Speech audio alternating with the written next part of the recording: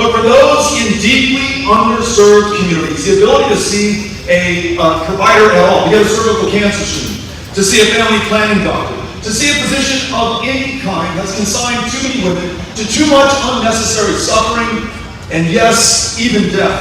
We lead much of the developed world today in the rate of maternal mortality. And it is 3 times as deadly for black women in the state of Texas as it is for white women.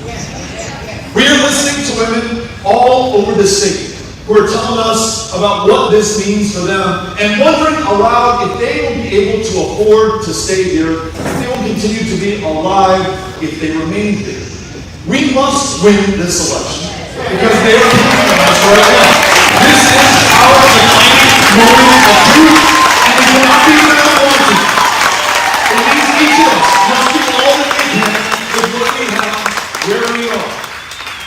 There are a number of people who are here in these yellow reflective vests. They're on the outside of our meeting today. They will come to you if you want to sign up to knock on doors. Meeting our fellow Texans where they are, including the millions who could not be here with us literally, physically today, by knocking on their doors, having a conversation about what is at stake, reminding them that our freedoms are on the line. 246 years into this experiment. We will either save or lose this democracy and our freedoms forever. We're counting on them to come through. Number one reason given by those who are eligible to vote and yet didn't cast a ballot in 2020, arguably the most important presidential election of our lifetimes, was that no one asked them to.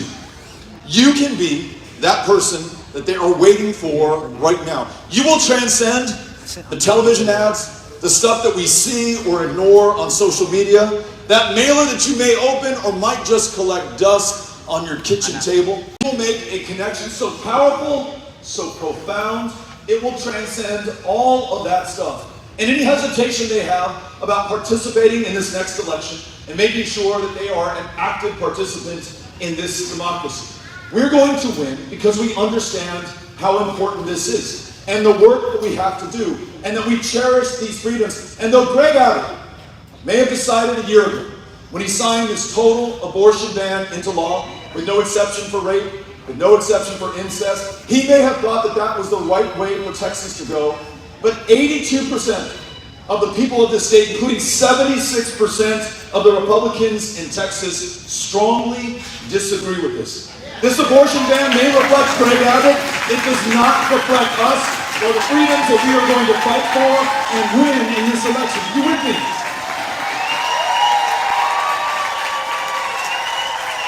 We're going to win because we are fighting for the freedom of every child to be able to go into that classroom this morning, tomorrow morning, and every single school day, to be free from fear that she will be slaughtered by someone carrying a weapon originally designed for use in war and combat. We're going to win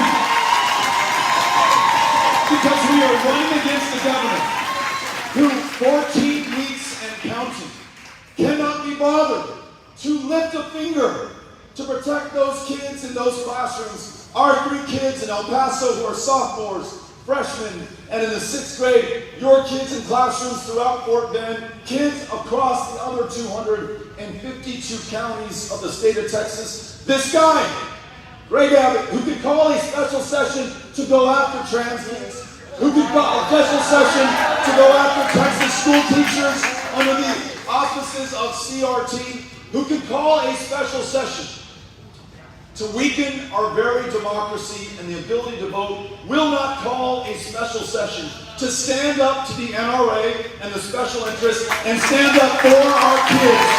We're going to win this election because we put our kids before any special interest, before the NRA, before anything else. Tell me there's something that's more important. And as the judge said, we're going to find common sense and we're going to find common ground. Listening to gun owners, non-gun owners, Republicans, Democrats, independents, people from across this state, there is this much that we can agree on. Yes, we need to further strengthen our schools, and we'll listen to the teachers and educators and children and parents and administrators at those schools to find out what you need. We'll pay any price. We'll bear any burden to do that. If it's mental health that you're worried about, we're 51st in the nation behind every state and the District of Columbia in being able to access a psychiatrist, a psychologist, a therapist, a social worker, a mental health care provider of any kind. Our number one provider, in fact, in this state is the county jail system in the state of Texas. You are paying $120 a night to keep someone locked up whose untreated schizophrenia or bipolar disorder or clinical depression could be met with consistent preventative care if we just do the right thing. And as governor, will expand Medicaid, bring $10 billion into this state, make sure that everyone is healthy enough and well enough to live to their full potential. But we can do all of that. And if we fail to heed the warnings from our kids, the leadership from these great moms who are here in these red t-shirts right now, we, at the end of the day, will have failed our children. So here's the common ground that I've sought, that I've heard, and that I've found across the state of Texas. At a minimum, let us raise the age of purchase for AR-15 or AK-47 to 21 years old. Some among us will ask a very legitimate question. Hey, Beto, it sounds good to me, but criminals won't follow the law. You know, that might be true in certain circumstances. But in Uvalde, that young man who walked into that school with that AR-15 that he legally purchased, along with another AR-15 and hundreds of rounds of ammunition, he waited patiently for his 18th birthday. Didn't try to acquire it illegally as a criminal when he was 16 or 17. He followed the law. Imagine if we could have purchased 3 more years for some intervention in that young man's life, some ability to protect those 19 children and their 2 teachers who were taken from us, those kids who could only be identified by the shoes that they were wearing or the DNA that they were able to swab from their bodies, because that high impact, high velocity round shot for that weapon that was originally designed for use in combat and war, in the words of the doctor who saw the bodies of those kids, liquefies what is inside. Imagine 3 more years to stop that from happening. Imagine this, if we had a red flag law on the books that says, look, if you have that weapon,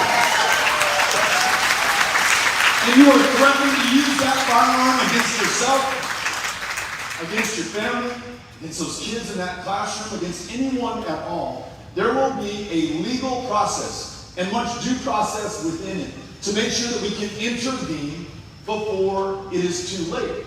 Now ask any one of those parents in Uvalde. Ask the family members of those 2 heroic teachers who gave their lives for those kids if they wish. If there would have been some way for law enforcement, after this young man, the shooter, was sending off such strong signals that his friends called him the school shooter before he ever walked into a school and shot anyone. A red flag law could have saved their lives. It could have saved the lives of those family members in El Paso. 23 killed in August of 2019 by a gunman who drove 650 miles to, quote-unquote, repel a Hispanic invasion that was taking over the state of Texas. Invasion, the word used by our current governor and our former president and our lieutenant governor to try to scare us about those who want to come to this country and do better for themselves and do better for all of us. When he ordered that AK-47 and it finally came in, his mom picked up the telephone, called the police in Allen, Texas, and says, I have no idea what my son wants with this weapon. She may have also signaled other sounds of distress about what was going on in his life, but because we don't have a red flag law on the books, the cop said, you know what, I'm sorry, ma'am, you're on your own. Good luck. Third idea, universal background checks. Right now, you have one on a young kid, a federally licensed firearms dealer. They require them to go through a background check, and that's great. And in Midland, Odessa, a month after that slaughter in El Paso, it worked. Guy walked into a gun shop, tried to buy an AR-15, couldn't pass the background check. But because we don't have a universal background check, we turned around and found a private seller for the exact same weapon, purchased it, and took the lives of 8 people in that community. Universal background check may not avert every instance of gun violence in this state, but it would have saved the lives of those 8 people in Midland. It would have saved the lives of so many others across this state. When you think about raising the minimum age of purchase for weapons of war, when you think about a red flag law, when you think about a universal background check, we could do a lot better in saving the lives, especially of our kids in those classrooms. And if we can't do that, then why in the hell are we here in the first place? Let's get this done and fight for their freedoms. Do the common sense things that they're counting on us to do right now. One of the reasons, out of many, that I'm so damn proud of Ron Reynolds is that when our freedom to vote was under attack in this state, he joined other heroic Democratic state legislators and literally deprived the Republican majority of a quorum to enact this anti-democratic measure. We're willing to leave the state, risk arrest, their careers, imprisonment, and they did it not for themselves because it wasn't good for them. They did it not for the polling or the politics or their re-election.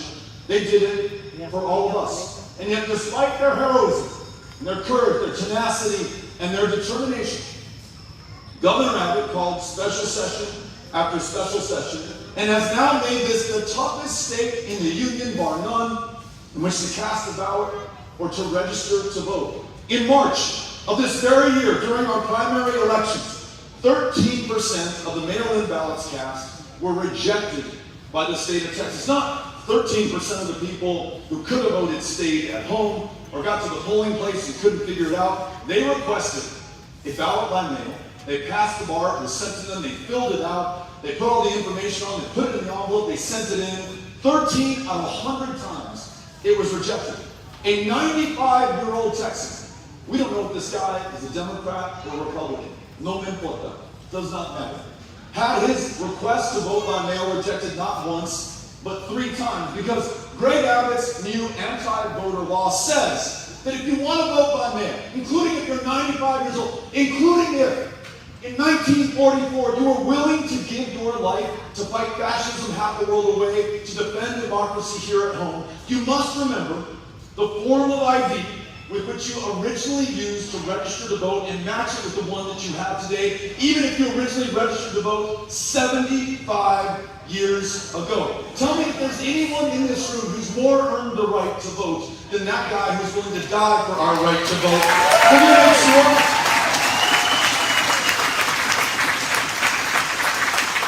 We're going to make sure that we get this democracy back. And we don't care who you vote for. We don't care about any other difference between us. We just want to know that in Lincoln's words, the last best hope of earth is going to prevail at the end of the day. And it's on all of us to make it happen. Now, for those who wonder, and maybe even are tempted to despair, given this challenge that I just described that we face right now in the state of Texas, let me tell you, not only can we do this, we have done it before. Is it Willie Melton who overcame the Jaybird primary in Fort Bend County in 1953? The Jaybird primary, which was constructed by white men in this county in the late 19th century to prevent any African American from participating in the election of their state representative, their county judge, their member of Congress, or even their governor, was on the books all the way through until 1953, but for the courage, the persistence, the tenacity of one of our own right here in this community, it might very well still be on the books. In 1923, the state legislature, almost 100 years ago, forbade the voting by any African American in any county in the state of Texas. Dr. Lawrence Dixon, an El Paso physician, a black doctor who started the first chapter of the NAACP in the state of Texas in 1914, who never missed an election for city council, for state rep, for any office or position of public trust, nonetheless paid his poll tax in 1924. An act of faith in himself, in our democracy, and in all of us, went to the same polling location, fire station number 5 on Texas Ave in downtown El Paso, Texas, that he always went to in every election. And as he passed out the whole tax seat in front of the election judge, that judge, who knew Dr. Nixon by name, because he was such a regular voter, said, "Dr. Nixon, you know I can't let you vote." And Dr. Nixon said, "I know you can't, but I've got to try." He took that case to the federal bench in El Paso and lost. He appealed that case all the way up to the United States Supreme Court and won not one, but 2 signal victories. Was able to join other leaders, including right here in Houston, Texas, to integrate our elections in 1944 everywhere but Fort Bend County, and lay the path for the first Texas president, Lyndon Baines Johnson, to sign the Voting Rights Act into law in 1965. All of that came from Texas. All of that came from us. That is who we are. That is who we will be. So don't let them tell you that we cannot get this done. We've done it before. Against much larger odds, we're going to do it again. Just like the women of Texas. I started with what's happening right now today. This so-called trigger law going into effect. Let's remember that 50 years ago, in 1972, abortion was just as illegal in Texas as it is today. But no one rode to our rescue or saved the day. Not for any of us, and especially not for the women of Texas. It was Texas women like Jane Roe of Roe versus Wade, her 2 attorneys, Linda Coffey and Sarah Weddington, who successfully prevailed upon an all-male United States Supreme Court to win the right to privacy, to make these very personal and very often painful decisions without government intervention. That protection for that right stood the test of time for nearly half a century. Here's my argument to you. You tell me if you agree. If women won that right in the way in 1973 through Roe versus Wade, then I bet you it's going to be Texas women today who win it back in this election in 2022. We're going to do this. We have to believe it. We have to know it. We have to share that with everyone in our lives. And the best way to do that is by volunteering with this campaign. There's no candidate, there's no political party, there's no amount of money strong enough to win this without the people. If Greg Abbott is betting on the corporations and the special interests and the NRA, if he's trying to divide us by who we're supposed to hate or who we're supposed to be afraid of next, then our counter to that is bringing everyone together. If you're a Republican and you're here, welcome. Democrats, we're glad to have you as well. Independents, you're in the right place too. We want you all. Instead of a Texas under Greg Abbott where it is you or me, in our Texas it is you and me. It's all of us working together to do the big things. And not only are we going to win back the right to vote, same day automatic voter registration, replacing Confederate Heroes Day with Election Day as a state holiday going forward so we can take the day off. Not only are we going to overturn this ban on abortion to protect a woman's right to choose, but we're going to get behind those who make our success possible. Those classroom teachers, those school counselors, those librarians. I want to make sure that we respect them, treat them with the dignity they deserve, pay them enough so they're working just one job instead of 2 or 3, cancel the STAR test so they can focus on those kids in the classroom, make sure those retired teachers get a cost of living adjustment every year going forward. I want to make sure that those struggling to get by in Greg Abbott's Texas, where you have seen your property taxes increase by 75% since Greg Abbott first took office, cumulatively across the state, $20 billion increase. On top of that, that genius in the governor's office who could not keep the lights on in the energy capital of the world has now sent your electricity bills through the roof. $45 more per month on average you're paying in that Abbott tax today. And then his solution to some legitimate challenges that we face on the border was to shut down all United States-Mexico trade for more than a week which sent the price of everything that you buy in every grocery store in this state to record levels. That liberal rag, the Wall Street Journal, talks about great average $5 avocados. He is the single greatest driver of inflation in the state of Texas right now. The only way to bring it down is to defeat him at the ballot box on November 8th, and that's what we're going to do. So, if you want to make sure that at this moment of truth we come through for one another, for our kids, and I appreciate all the parents here bringing their babies and their kiddos today, for those yet to arrive, who will be reading about us down the road in their history books, taught by these extraordinary teachers who will follow those who are in the classroom today. We cannot be found wanting. And listen, two ways to look at this. One is to get down about all this darkness that has descended on the state, and I do not blame you if you are tempted to go there. But the other way to look at it is so few generations have been this fortunate, this lucky, to be able to fight for every single right and freedom that we care about most. It is going to be left to us, as it was, paraphrasing LBJ at Concord, as it was in Appomattox, as it was in Selma in 1965, so today, in 2022, falls the opportunity, the responsibility, the mandate to the people of Fort Bend County and the state of Texas to come through for this state, for this country, and our great democracy, and I guarantee you we will. Thank you all for being here today. Muchísimas gracias. Thank you, guys. I am now going to introduce one of these great champions for democracy that I was just bragging on, your very own state representative, Ron Reynolds. Let's hear Ron.